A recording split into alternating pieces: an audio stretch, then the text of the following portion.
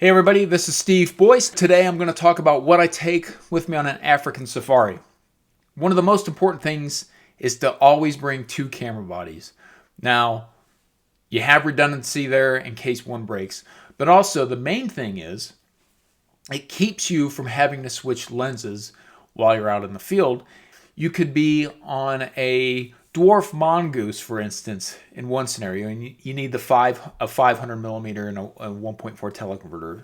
And then moments later, maybe you'll come across a hyena or an elephant, in which case you're probably looking for a 70 to 200 lens because those animals can come right up close to the vehicle. So always bring two bodies. Right now, I have been shooting with the 5DSR with the 7200 f2.8 and then a 5D Mark IV with the 500 millimeter f4. I highly recommend, and can't stress it enough, taking or renting one of the big prime lenses while you're over there. Whether that's a 400 f2.8, a 500 f4, or a 600 f4, you can't go wrong. The image quality on those prime lenses is far superior than what you'll find in any zoom. Now, I haven't shot with the 200 to 400 f4 from Canon with the built-in 1.4, but I've heard that does work really well on Safari, and so you could probably consider renting one of those lenses as well if you don't already have one. Now, on my most recent trip to Kruger in South Africa, I pretty much had the 70 to 200 mounted to the 5DSR the entire time. If you're going with a photo safari company, a lot of times you'll pay more money, but you're getting extra weight allowance on the plane. The standard weight allowance, which would include all checked and hand luggage over there, is 15 kilograms, which is about 30 pounds, or 32 pounds, I think it is actually.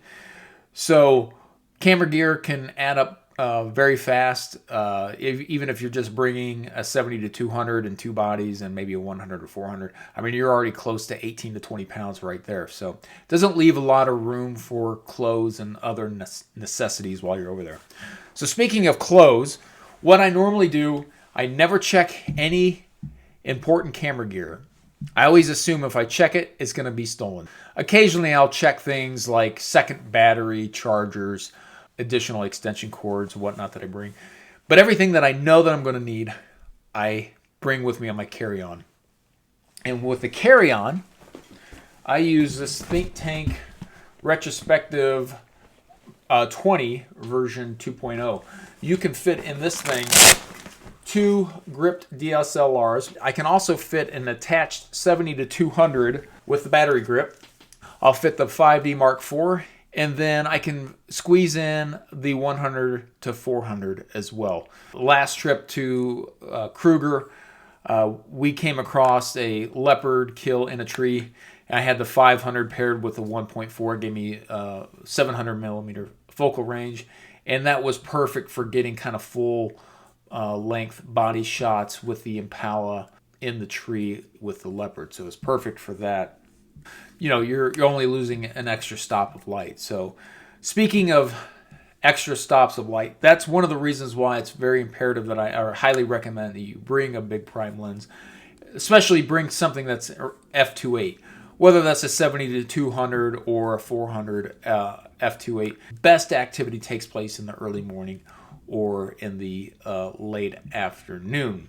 The image quality that you get from those big prime lenses is also far superior than what you'll find on a zoom. This is a once-in-a-lifetime opportunity for many of you. I recognize these are $10,000 lenses. I buy mine used, but it's certainly worth the $600 or $700 that it would cost for you to rent one here in the United States. Now, if you're going with a Safari company, you do have the opportunity in most cases to rent a lens through the Safari company if you're going on a photo workshop. In that case, you'll probably spend $300 to $400 for a big prime lens for the week. So again, it's well worth it. And then one final tidbit, I always assume I'm going to lose everything if I check it. Just make sure you bring a couple of days worth of clothes so you can change after you land in Nairobi or Johannesburg or wherever you may end up going on your safari. coming from the United States, that's anywhere from a 16 to 24-hour flight, depending on connection time. So most of the camps have laundry service. All right, take care, and we'll catch you next time.